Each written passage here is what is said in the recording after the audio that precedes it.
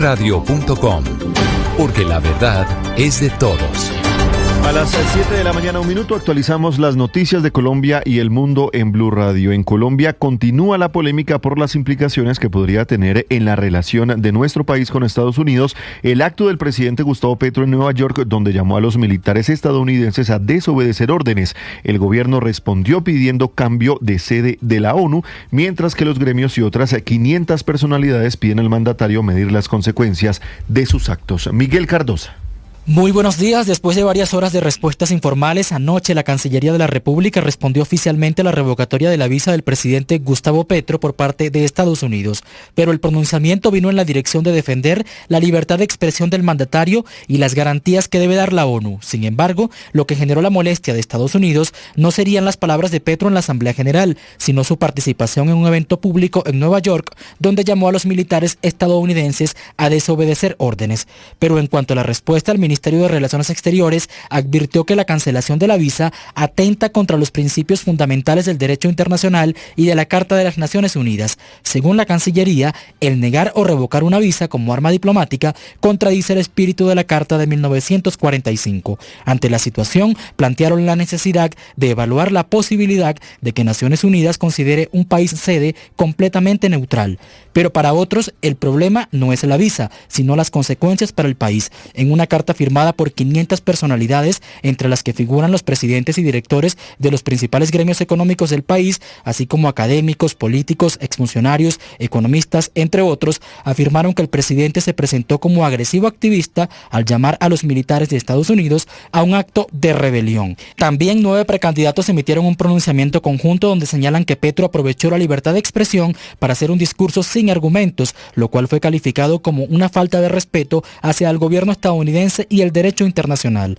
Marta Lucía Ramírez, Enrique Peñalosa, Juan Manuel Galán, Mauricio Cárdenas, Felipe Córdoba, Mauricio Gómez Amín, María Claudia Lacutir, David Luna y Juan Daniel Oviedo reprocharon que Petro, según ellos, vulneró de manera directa el principio de no intervención en los asuntos internos de otros estados. A juicio de los líderes políticos, este tipo de pronunciamientos ponen en riesgo las relaciones diplomáticas del país y afectan el prestigio que Colombia había mantenido tradicionalmente en la comunidad internacional. La crítica también se extendió al manejo interno del país. Acusan al jefe de Estado de desviar la atención mediante, dicen, un espectáculo bochornoso para ocultar el incremento de la violencia en el país. Miguel, gracias. Y desde el Valle del Cauca, el ministro de Defensa, Pedro Sánchez, anunció la llegada de 200 policías para reforzar la seguridad en Buenaventura. Todo esto en medio de la crisis de orden público que vive el distrito. Estefanía Toledo. Felipe, muy buenos días. Tras este Consejo de Seguridad realizado en Palmira, que tenía como enfoque principal la atención en el sur y el occidente del Valle del Cauca, el ministro de Defensa, Pedro Sánchez, habló de la preocupación que le produce la actual crisis de orden público que se vive en Buenaventura, donde, recordemos, en el mes de abril ya se había implementado un plan de choque para mitigar el número de homicidios en este distrito, el cual tuvo resultados hasta la última semana, donde nuevamente se recrudeció la guerra entre chotas y espartanos. El ministro confirmó la llegada de nuevos miembros de la fuerza pública y el refuerzo de sus capacidades en este distrito. Ha vuelto ese factor de inestabilidad a pesar de todos los esfuerzos y por ello se fortalecerá, además de los 500 policías, llegará también un destacamento de gaula militar y también se fortalecerán y se enviarán fuerzas especiales aunadas con un radar que permitirá el mejor control en ese puerto. Nuestra Armada Nacional va a desplegar 3 buques que tienen el Caribe para que lleguen en diciembre y podamos hacer un mejor control marítimo en esta zona del Pacífico. El ministro también anunció un plan de choque para el corredor de los municipios de Pradera, Florida, Palmira, Candelaria y Cali, una conexión directa que tiene la región con el departamento del Cauca, Felipe. Estefanía, gracias. Y en Arauca, sicarios asesinaron al comandante de bomberos que había sido candidato a la alcaldía de ese municipio. Salima Feliz. Felipe, la noche de este sábado, sicarios asesinaron a disparos a Juan Carlos Agudelo Herrera, comandante del Cuerpo de Bomberos Voluntarios del municipio de Arauquita. El homicidio ocurrió en la calle del Cacao, diagonal a su casa, en el barrio El Araguaney. La muerte fue confirmada por el gobernador del departamento de Arauca, Renson Martínez Prada, quien fue alcalde de dicho municipio. Abro comillas. Tristeza y rechazo rotundo por el vil asesinato, cierro comillas. Escribió el mandatario, quien describió a la víctima como su amigo castigo incondicional. También desde la alcaldía de Arauquita condenaron el crimen y afirmaron que su territorio no merece seguir viviendo en medio de la violencia y el miedo. También se conoció que Agudelo había sido candidato a la alcaldía del municipio de Arauquita por el partido Dignidad y Compromiso. Salima, gracias. 7 de la mañana, 6 minutos, y también fue encontrado el cuerpo sin vida de Guillermo García, un joven de apenas 16 años que cayó al humedal La Vaca, esto es en la localidad de Kennedy, en Bogotá. Este hecho ocurrió después de que la comunidad alertó la presencia de varios jóvenes en esa zona de la capital del país. Laura Moreno.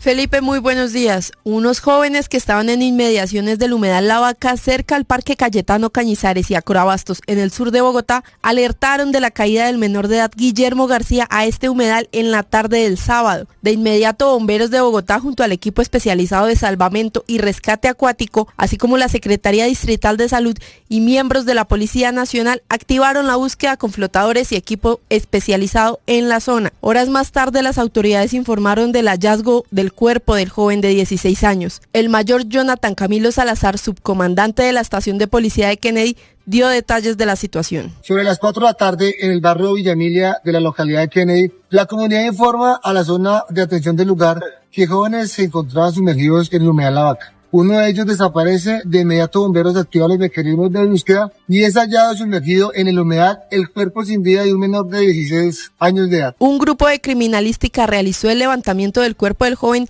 y todavía están por determinarse las causas de la muerte y el contexto en el que ocurrió este lamentable hecho.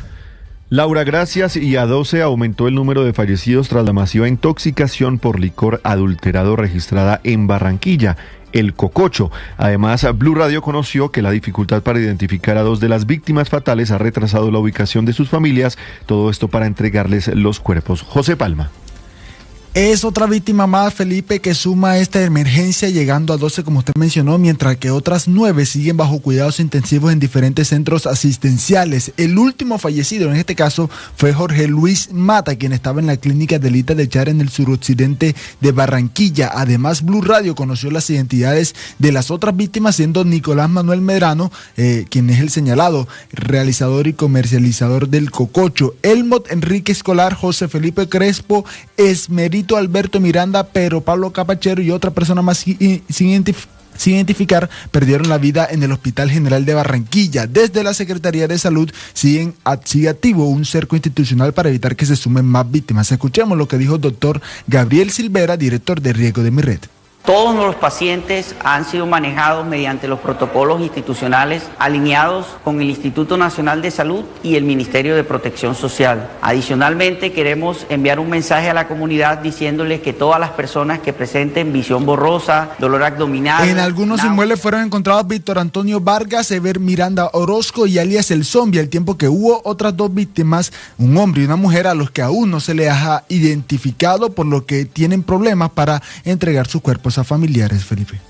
José, gracias. Y en Medellín capturaron a un panameño que era buscado con circular roja de Interpol por el delito de estafa agravada. Este hombre había llegado a las instalaciones de Migración Colombia para solicitar un salvoconducto. Danilo Arias.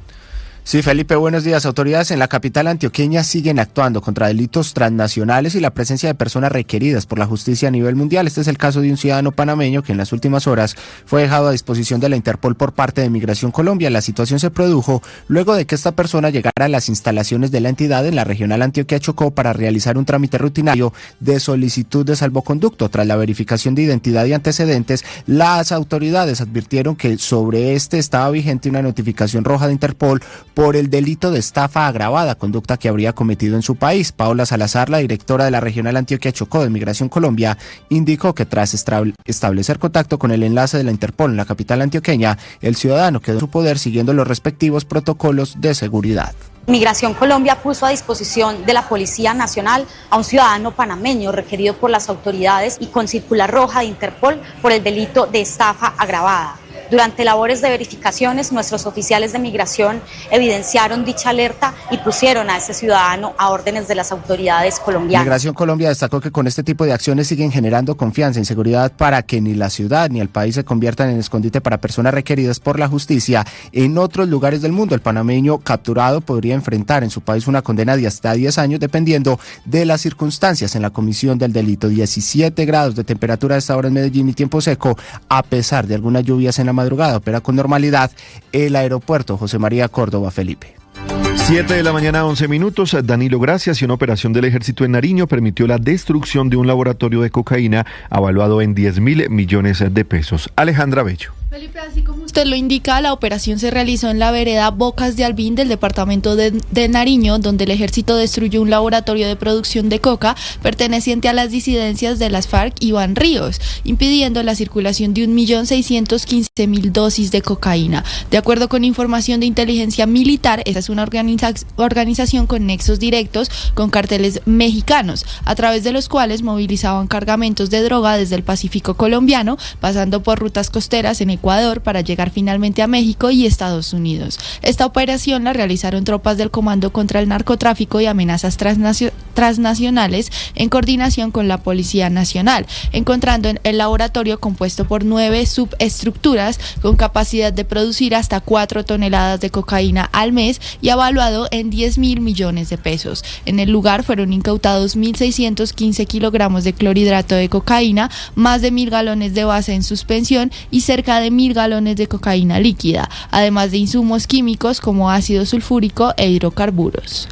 Alejandra, gracias. Y se complica el panorama de salud en la cárcel La Modelo de Bucaramanga. En las últimas horas tomaron la decisión de cerrar el patio 3 de esta cárcel por un brote de varicela. En total ya son 4 de los 7 patios que presentan algún cierre por varios temas de salud. Alex Salamanca.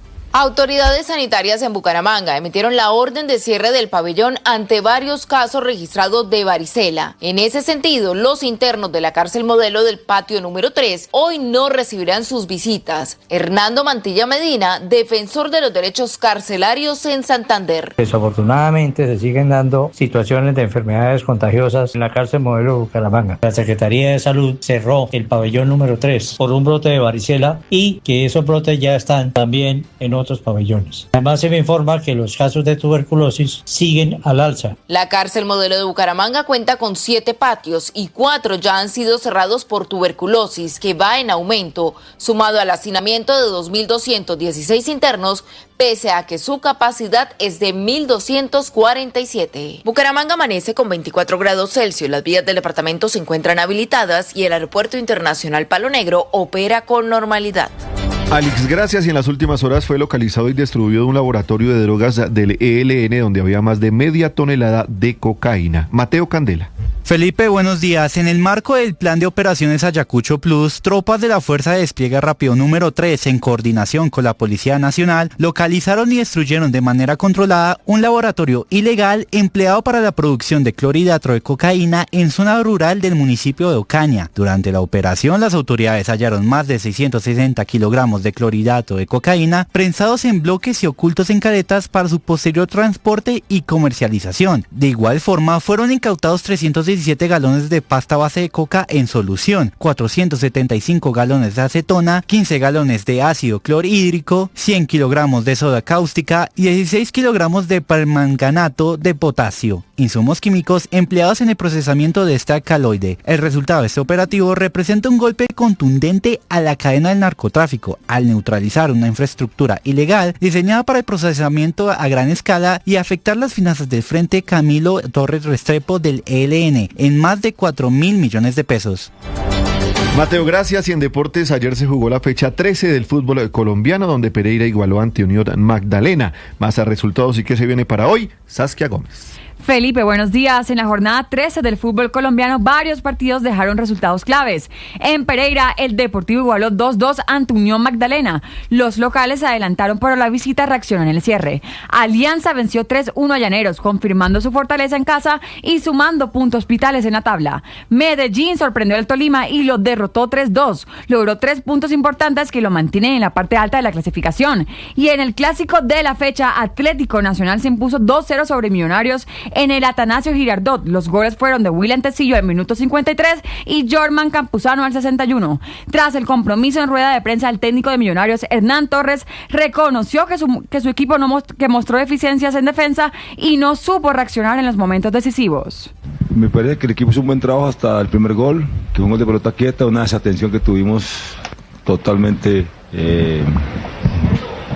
Nos sorprendieron, la verdad es esa. De ahí el equipo lo golpeó bastante ese gol, bajó mucho su nivel futbolístico, luego llega el penal muy rápido. Más tarde, por la misma fecha, se jugarán América ante Envigado a las 2 de la tarde, Águilas Doradas frente a Deportivo Cali a las 4:10, Santa Fe contra la Equidad a las 6:20 y Junior recibirá el Pasto a las 8:30 de la noche. Saskia, gracias. 7 de la mañana, 16 minutos. Ampliación de estas y otras noticias en blurradio.com. Continúen en Blue Jeans.